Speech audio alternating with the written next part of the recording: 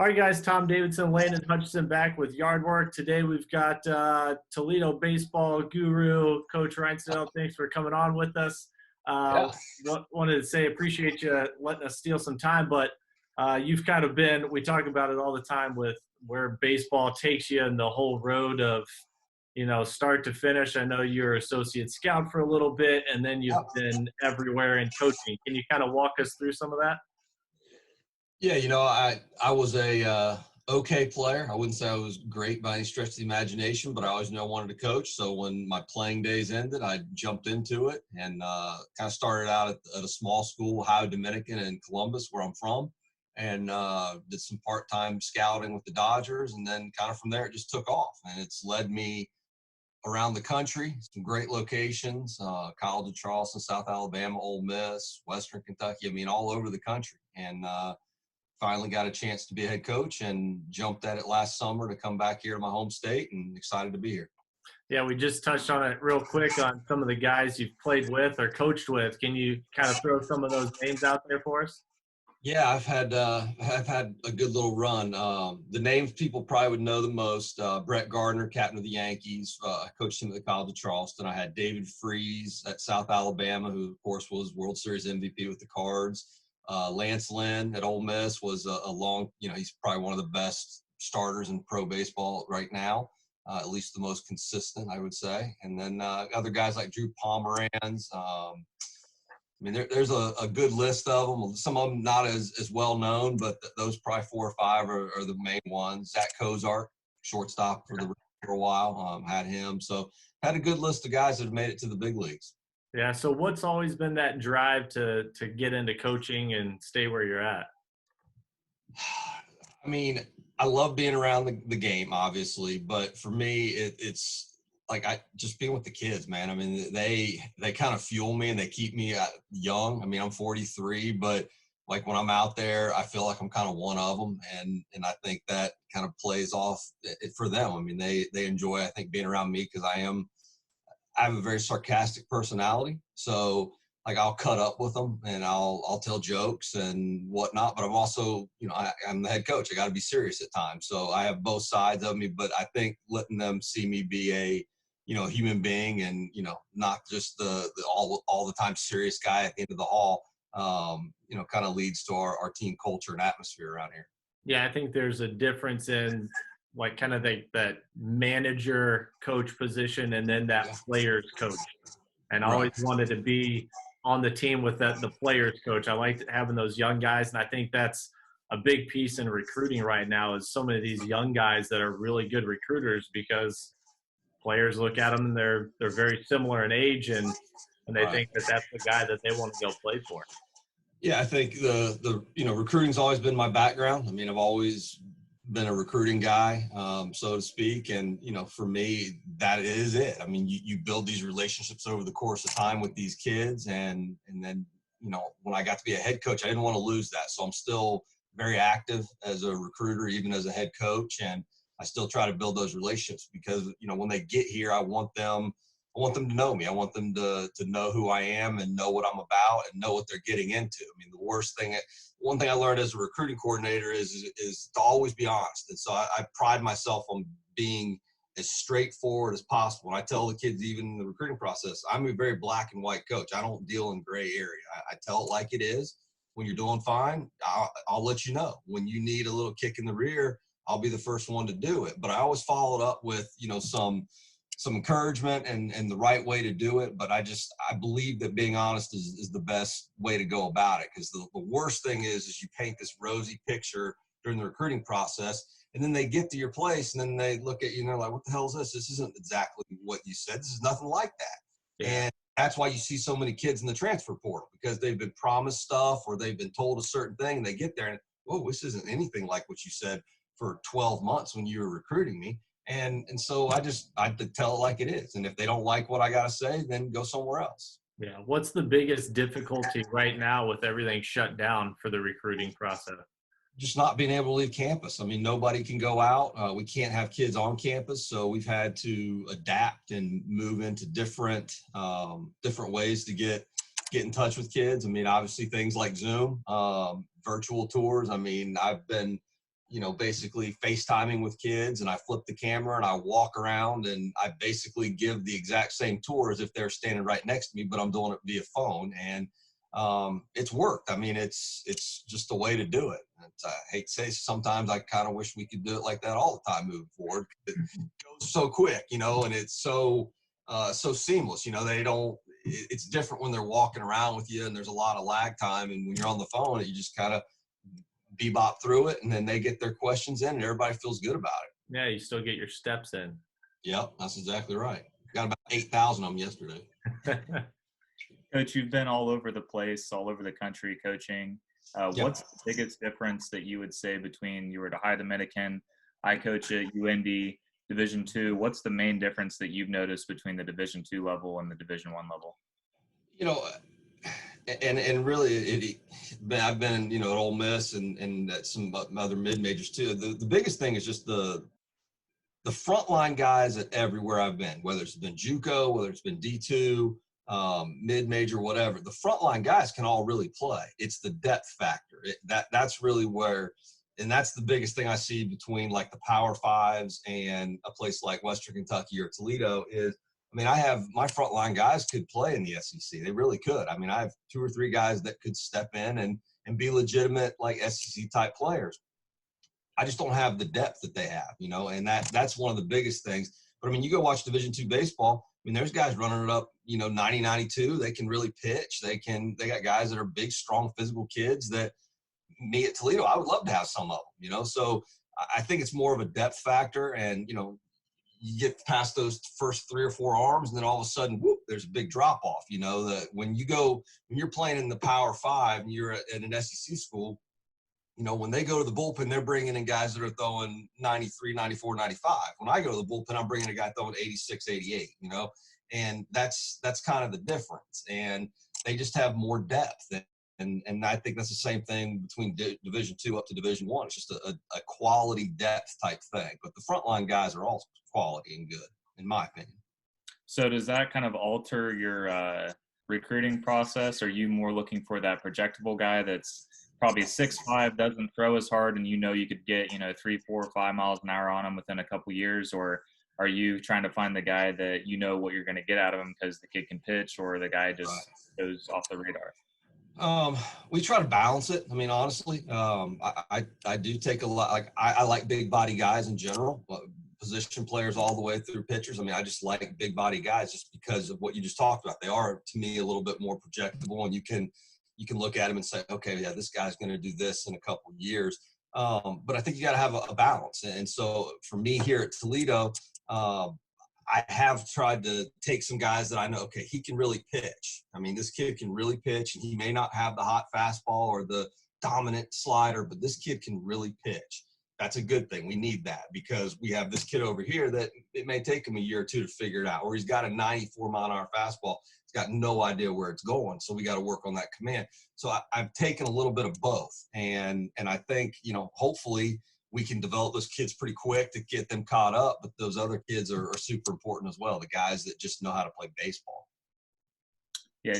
Do you guys, I'm assuming that's kind of how baseball is going a lot towards the tech side of things. What are some of those that you like to use at Toledo that have been major impacts for your program? Well, your hat is one. Reps, we use that quite a bit. We've looked at other things like hit tracks, and we've had the guys from, I can't think of the other Right View Pro and all that kind of stuff, but we haven't gotten into any of that. Obviously we have to deal with finances here. It's a little bit different, but Rapsodo has been probably one of the biggest ones. And we do a lot of just standard old school video, just video guys and get in there and break it down. And, I would love to do some more things as time goes on. But we're dealing with all this new budget stuff. So I don't know how quickly those will come, but we've got Rapsodo. We use it a lot. Driveline, we're involved with some of that. That's not necessarily a technology piece, but it's a new piece to baseball in general. Using the weighted ball system. And I like our pitching program because we don't force the weighted balls on anybody. Like there are some programs where you walk in and they say, everybody's going to do drive line. We're going to do this. We're going to try to, build velocity, and they make it almost mandatory. We don't we don't do that. We kind of have like an a la carte system. So if a guy wants to, like out of my pitching staff, I have 3 or 4 guys that never even touch a weighted ball. They want no part of it. And then I've got 2 or 3 that absolutely are doing full-blown drive line. They're going balls to the wall, trying to get velo and all that kind of stuff.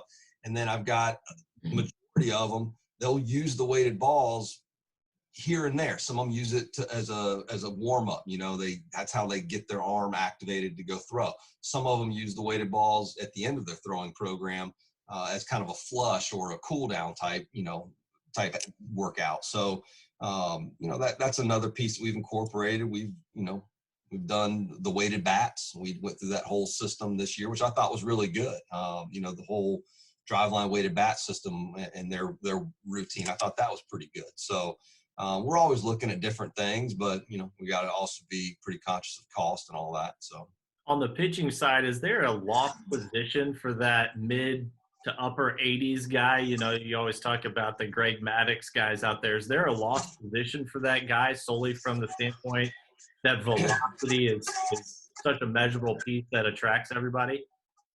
I don't know if it's lost, but I think most people are looking for that velo. That's what everybody wants. That's what they see. But at the end of the day, I have guys like that. I have 3 or 4 guys, legitimate guys that can throw the ball 90 to 95 miles an hour. And some of them are unusable. I mean, I can't put them in a game because they just can't throw strikes, or they're straight as an arrow and it's 95. And I got news for you. Anybody can catch up to 95 after they see it for a couple of pitches. They'll figure it out. So yeah, I mean, the guys that can really pitch, they're important and you need them. I don't know if it's lost. It's like I always say about like left-handed pitchers. Okay. So when I go out and recruit, I can't ever say I've gone to the park to go find a left-hander that throws the ball 80 to 82 miles an hour with a good changeup and a breaking ball. I've never gone there saying that's the guy I want. But yet I go out every spring and there's some lefty out there that's throwing 80, 82 that shoves it up my rear for 5 or 6 innings, and we can't hit him, but I never recruit that guy.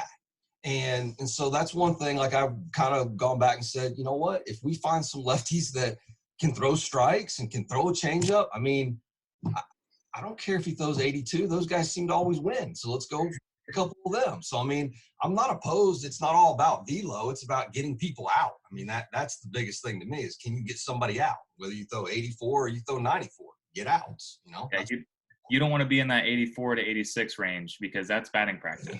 You want to be the low range or the high range, right in there. That's what they say. That's what they say. So. Yeah, I feel like those low velo, the mid velo guys just have to sell themselves so much more, and it's perfecting that craft of making sure you have that. You gotta, you have your first pitch, but you have to have that dominant second pitch and that third pitch on the table to throw out there and impress a coach. Yeah, it's a little tougher for them. I mean, I guess their margin for error is a lot smaller. You send them out in like a fall scrimmage and they get absolutely lit up. You're kind of like, I don't know if that guy can really do it or not. Whereas, you got a guy throwing 93 and he goes out and he gets blown up. You're like, yeah, but I mean, he'll figure it out. I mean, that's kind of as a coach, how you think about things, whether it's right or wrong. But you get a guy, like you said, a guy that can really pitch and he goes out there and he carves them up for a couple games or a couple outings in an inter squad. And you're like, all right, this guy can help us a little bit. And then he's continue to keep proving himself. And the good thing, I guess, at least playing for me, is they got to prove themselves regardless of what they do. I mean, just because you throw 94 doesn't mean squat to me. I mean, like I said, it's about getting outs, and that's who I'm going to put out there.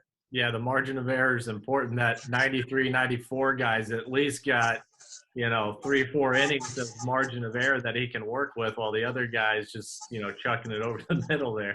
Yeah, and that's what we always talk about is like, when in doubt, the velo will probably win. I mean, if you got a guy that has tremendous velo, you got to believe that he's going to get hit eventually. Maybe, someone's going to catch up. But a lot of times the velo guys are going to beat enough bats, even if they just have a fastball, that they can get by for, like you said, an inning or two. And then you get them out. And then hopefully they can develop a second pitch and you'll be all right down the road. But yeah, it's putting a pitching staff together is it's very challenging at times. I'll be honest. I mean, just because you got so many variables in there. And so I don't, there's some people out there, they just recruit the best arms.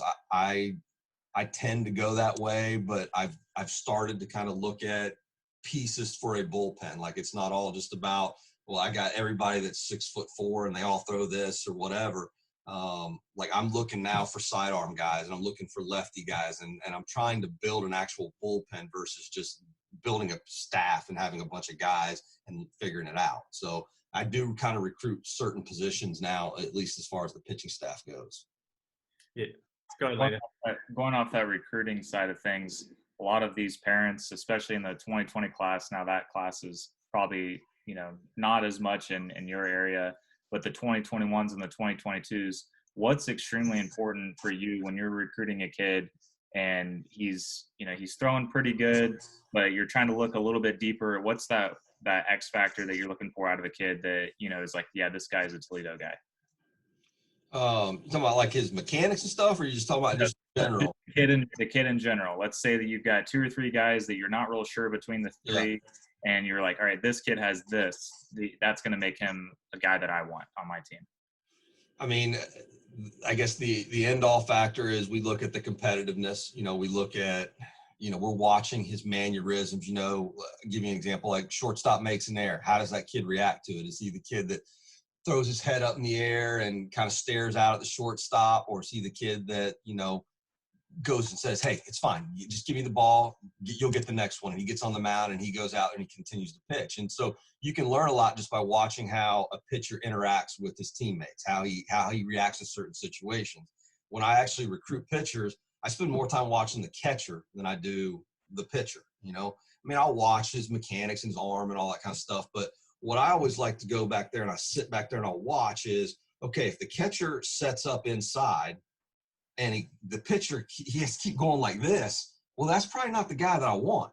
Now, if the catcher sets up in and that catcher just doom, and then he sets up out and doom, those are the guys that seem to know how to pitch. So if you really watch the catcher more so than the pitcher, you'll know if the guy can pitch or not. You'll figure it out pretty quick just by where the catcher's setting up and does he have to move a lot? And but to answer your original question, for me, I just kind of watch their total interactions. Like I've written kids off before because of what I just said. Ground ball to short, guy makes an error, and you get the, oh man, it's the summer circuit and everybody knows we're trying to show out, and it's not about the team, it's about our personal performance in summer ball now. And so you watch these kids and he knows that, oh man, now that shortstop made an error, now it's going to look bad on me because runs are going to score, and you just watch their reactions. And I'll write kids off left and right just because I think they have a crappy attitude, to be honest. To that point, I saw a post the other day from Coach McDonald at Louisville that the most challenging thing that he has is every time that you guys get these guys at the Division I college level is they've never been challenged before. They've always been the starter on their team. They've never had to compete. And when they get there, that's the biggest shock to those guys. Does that hold true for you guys as well? 100%. I mean, it's not only just what you said. It's also about like teaching the game of baseball. You'd be amazed at how many kids like don't know how to do cuts and relays. They don't know how to do a rundown. I mean, which is a very simple baseball act. I mean, we literally, and the first day of practice, we teach them how to play catch. I mean, go watch most college kids. They can't play catch. I mean, high school kids can't play catch. They spend more time running back and forth. So we're like teaching the very basic, simple parts of the game of baseball because they're not learning it now. I mean, there's some really good high school coaches out there that are coaching the game awesome. There's some good, summer ball coaches that really try to coach the game. But baseball has evolved into more of a showcase thing. Just show up, play, and then go home. And there's not a lot of coaching, not a lot of teaching. And so we do have to teach that stuff. But the competitive thing, 100%. I mean, these kids come in and they're all been starters. They've all been, all state, all conference, whatever it is. And now all of a sudden you're behind a junior shortstop. You're behind a junior outfielder that's got 2 years of experience on you and his body's developed. And now you're just another guy on the team. And how do you handle that? How do we as coaches help you handle that? How do we ramp up competition so that every day we're competing at a high level? And, Coach McDonald is a good friend of mine, and he ends every practice with some type of competition. I mean, it could be a bunting competition. It could be, a hit and run competition. It could be anything, but every day there's a competitive component to his practices, and that's how they always end. And it teaches being competitive, teaches that competitive nature, that will to win. And that's something that like I've kind of taken to and going to try to incorporate more and more into our daily practices. Coach, what's one competitive practice or drill that you've done in the past or that you are going to do that you'd share with some guys or some people out there that are watching that they could, do at home? We do that. When we spend a lot of time in the batting cages because we're up north. So, one of our things is at the end, it's kind of like camp, man. It's kind of like camp. You got the different zones on the net and you get 5 swings and then whoever gets the highest, point total or whatever, off the L screen is 2, the back of the net's 5, sides or whatever, top of the net's nothing, ground, nothing. And we'll just kind of chart them out like that. I mean, that's one thing that we do that's competitive, and the guys actually get into it. I mean, they want to, they get pissed when you try to, that ball hit the back of the net. No, it didn't hit the top of the net. No, it hit they get into it. And so that's what you're building, is you're trying to get them to be competitive to the point where they get pissed, and that's not that I want guys fighting in the, in the indoor batting facility over a point total or whatever, but I kind of like it. I kind of like it when they get fired up and it gets really heated in there, because now I know they're competing. Now I know that they're not just walking out there saying, well, I lost today, it's okay, maybe I'll win tomorrow. I mean, I don't want that attitude. I want them to be super competitive. I like hit and run drills. I mean, there's all kinds of different stuff. I mean, most of my stuff, I'm a hitting guy, so most of my stuff is hitting based, that we do. I chart every ground ball that my infielders take. I mean, when we're out there, I got my managers and they're charting every ground ball. And at the end of the day, we total it all up. And I tell each guy, today you fielded 940. Today you fielded 910. Today you fielded 850, and that sucks. So, I mean, I tell them exactly what they do every single day. And sometimes we post it so they can see it. And I think that builds a competitive nature, because you're fielding 900 every single day. And your teammates keep hearing, yeah, little Johnny, you were 900 today. You were 905. That kind of starts to eat at you for a little bit, because you start thinking, well, shit, I don't want to be the bottom of the barrel every single day. And so kind of work a little harder so they can start climbing. You'll see guys that start out at 900. Now he's ended up at 950 at the end of the day. And I mean, we chart everything. I mean, we're talking every ground ball, every throw, every time they touch a baseball, it counts as a touch. And if they catch it and drop it, that's one negative. If everything's clean, then that's fine. And the guys that get 1,000, I mean, they go nuts. I mean, they'll absolutely go. They're trying to do it, which they should be. Coach, I have yet to let my 7-year-old daughter beat me in anything to date. What's that? I have yet to let my 7-year-old daughter beat me in anything. I'm so competitive. And that's good. I mean, I'm the same way. I mean, I know that as a parent, you're supposed to let your kid kind of experience some success or whatever. But I got to admit, when I'm playing video games, or I'm having a sword battle with my 9-year-old son, I go for the throat. I mean, I'm trying to beat him. And he I hate to say that. It sounds bad that I'm picking on a 9-year-old, but at the end, I think it's going to make him better, because he's getting competitive. Now he knows that I'm not just going to let him win. I'll admit, every once in a while, when he starts to get really mad that he hadn't won 3 or 4 battles, I'll let him win one just so he has that little taste of success. But I think it's a good thing. I agree with you, man. Don't let her win. Keep putting it. Those drills too create great back control, barrel control. I mean, you look at the guys in the big leagues. I mean, look at Joey Votto. How many times it looks like he's beat and he just flicks his wrist and fights it off. He's just trying to get that pitch that he wants. And also too, you're finding out what kids are going to be the ones when times get tough and when you need a win. Hey, do I need to pinch hit for this guy, or is this my guy? 100%. And we learn the bunting games, the bunting scrimmages that we do, and all that kind of competition stuff. You certainly learn a lot. We'll ramp that pitching machine up and see who can really get in there, put their face in there, and lay down the bunt. And you're right. I mean, I tell them all the time that what you do in practice is going to directly correlate to the decisions I make in game time. And some of them get it. And so some of them are really into it and they're doing it. Some of them don't. And like you just said, those are the ones that they get taken out and somebody else gets to go in and lay down the important bunt or hit and run or whatever it is. I think all that stuff's important. We talked about one of the biggest challenges for these guys, incoming freshmen specifically, is the change in lifestyle that you have from the daily grind and routine, and especially going into the weights and things like that. We all had weight training in high school and things like that, but it was, for me, even at the JUCO level, it was so different getting into the weight room and having a routine in place day after day that it seemed to challenge a lot of guys and really push some of them off. Right.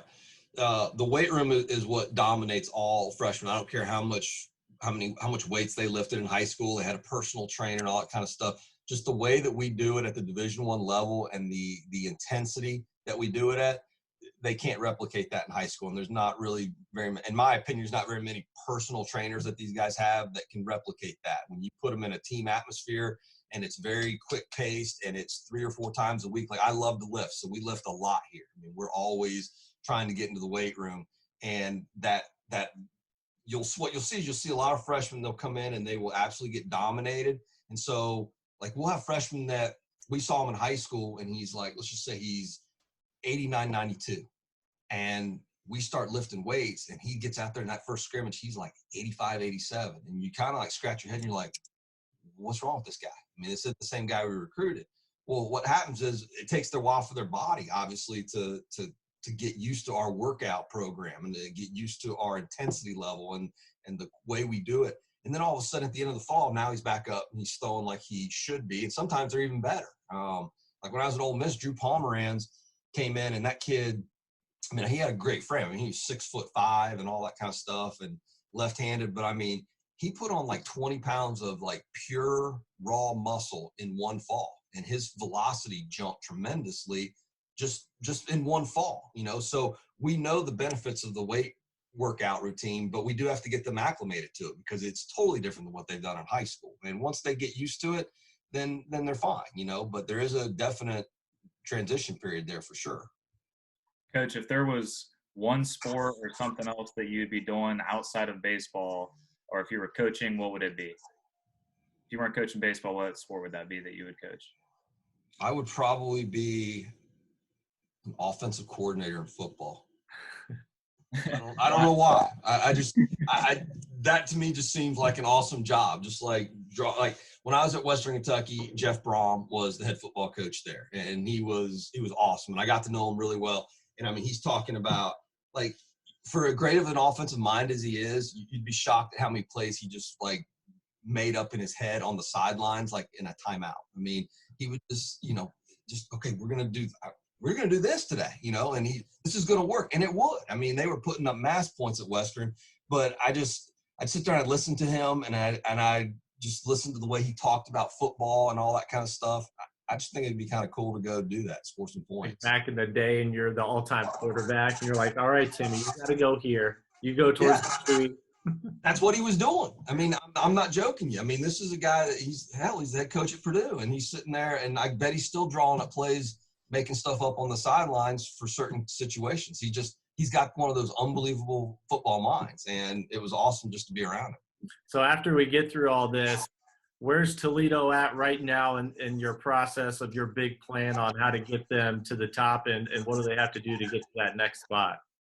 That's a great question. I like my team. I thought when the shutdown happened, I thought we were an above average offensive baseball team. We were scoring runs. I mean, we were averaging like 7-8 runs a game. When everything got shut down, we were really scoring different ways too. It was my pitching. I mean, when you look at our record, our pitching, and I got to preface that. I mean, my pitching was okay. It just wasn't great at the end of the game. I mean, when you look at what we did, and I don't shy away from it, we were 3-13 when everything got shut down. We got walked off 5 times. I mean, walked off 5 times in 16 baseball games. We carried a lead into the 7th inning in 12 of the 16 games that we played. So think about that. You got a hole. We're 3-13, but we carried a lead into 12 of the 16 games into the 7th inning. That means we didn't do very well in 7, 8, 9. And so that's been our focus is we have to, like most of the guys we're bringing in are pitchers. Like we're bringing in a lot of pitchers. And I think what that's going to do is not that the guys necessarily that I have on last year's team, not that they were bad, just maybe they weren't in the right roles. And so by bringing in some different guys that maybe some guys can shift to other areas that they'll have more success in. Like that's what we started to figure out. And that's why I was really kind of excited to go into MAC play because we had started to figure out how to use the guys in our bullpen better. Like we started out thinking, okay, this is this guy. He's going to throw the seventh, and this guy can close. And we had it all figured out, and we kept blowing up in our face. And then we went down to UAB, and we took 2 out of 3 and really should have swept them. And we started to figure out, okay, this is who we need to put in. Like, this is the guy that needs to come in, and then this guy after him. And we started to figure it out. And so we felt really good after, going down to UAB, who was a pretty good baseball team, and winning, that, okay, now we've got this thing, like we're using the guys in the right capacity now. And so going forward, that's what I'm hoping we can continue to do, is quickly figure out who needs to be in what role. But as far as where we're going, I have a good baseball team. I mean, I don't shy away from that. I talk about it all the time. People sometimes look at me like I'm crazy because, you're like, well, you didn't really win. Well, I get why we didn't win. I mean, I know what our deficiencies are. But at the end of the day, what my group has to get over is the whole, and it's one of our mantras, is expect to win. I mean, I really don't think that Ball State or Kent State or Miami of Ohio, I really don't think their players are better than mine. I just think that their guys go out there and expect to win because they've won in the past. And every team that's never won, at some point they have to get over that hump. The ones that do end up having good programs and their teams take off. The ones that can't get over the hump, they just always can stay mediocre. And to me, that is the biggest thing. We have to expect to win. We have to find ways. Like if we would have won 4 of those 5 games we got walked off on, we probably would have won a lot more games, but we can get walked off. And once we get over that hump and we start winning some close games, then it just kind of breeds some success from there. But I like where we're at. The mentality's good. I think our culture is outstanding. We just got to continue to recruit at a high level and keep developing, and then we got to win some baseball games. Got one last question for you, Coach. Yeah. 2021 season, you're getting off the bus, you're all amped up, you're ready to roll. What's that movie you're popping in to let them know, that the season started? Oh, Lord. You know what's amazing is it's a good question, but when I was a player, we watched movies nonstop. I mean, the minute the bus started, we popped a movie in, and as soon as that was over, another one. We don't ever watch movies. I mean, it's like everybody's got their own little iPads and their computers and their phones, and everybody's in their own little world. And I can't really tell you. Geez. We watched one movie. I can't even tell you the name of it. Man, it was bad. It was really, really bad. I can't answer that question for you because we don't really watch a lot of movies. If it was me personally, I'm going to put on that Michael Jordan Last Dance. Like I may just not practice for a couple of days and just like show that. I mean, that stuff, you guys have watched it, obviously. Oh, yeah. It's amazing. I keep telling my assistants, we're gonna use all that crap. I mean, everything that the guy says is like gold. Don't let them see you whine and all. I mean, it's amazing. So that's probably what I'd put in is Michael Jordan Last Dance and just say, learn how to be a winner. Nice. When I was in high school, we had a song that we called "Welcome to the Jungle" would play every time the opposing bus came up to let off in high school, and then there were 4 of us that would long toss from pole to pole as they were walking off the bus, and we'd walk in at the exact same time, planned every weekend. But really appreciate you coming on with us. Hopefully we can get back out on the field, give you some looks on some baseball games, and get back to normalcy here. Sounds good. I appreciate it, guys. All right, Coach. Thanks. All right, take care.